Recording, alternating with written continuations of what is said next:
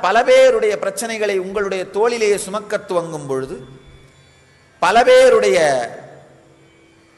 துக்கங்களை உங்களுடைய மனதிலே சுமக்க துவங்கும் பொழுது, பல பேருடைய ஆதங்கங்களை உங்கள் இதயத்திலே ஏற்றுக்கொள்ள துவங்கும் பொழுது, உங்களாலும் நீங்கள் நினைத்ததை விட அளவுக்கு அதிகமாக சிந்திக்கவும், உழைக்கவும், உணரவும், உரைக்கவும், செயல்படவும் முடியும் என்பதை நீங்களே உணரத் துவங்குவீர்கள். அதுதான் கிருஷ்ணன் நமக்கு அளிக்கின்ற முதல் ஞானக்கண்.